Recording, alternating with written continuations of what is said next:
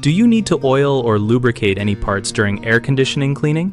Most modern residential air conditioning systems use sealed bearings that do not require routine oiling, but the correct approach depends on the specific component and the manufacturer recommendations.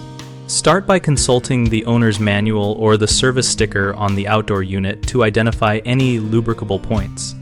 If a fan motor or older blower motor shows manufacturer guidance for lubrication, use only a light non-detergent electric motor oil and apply a few drops to each oil port while the motor is at rest.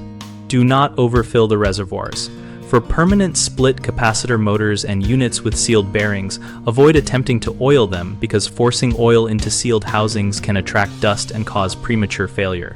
When lubricating, disconnect power at the breaker and verify the capacitor is discharged to avoid electric shock. Keep a maintenance log that notes the date, type of lubricant, and amount used so you can track intervals and detect early wear patterns. The most common mistake is assuming every moving part needs oiling, which leads to over-lubrication and contamination of sealed components. The remedy is to check the manual and inspect for oil ports before applying anything.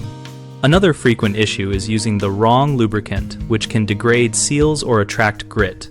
Always use a light, non-detergent electric motor oil when lubrication is specified, and never use household oils like vegetable or motor oil.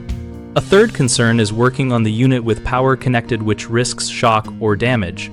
Always switch off and lock out the circuit at the breaker, and use a voltage tester if you are unsure the power is off. We run bighomeprojects.com to help homeowners find local contractors and to help contractors find work through our platform. Our site also hosts an active discussion community where we and other members share real-world maintenance tips, troubleshooting experiences, and contractor recommendations.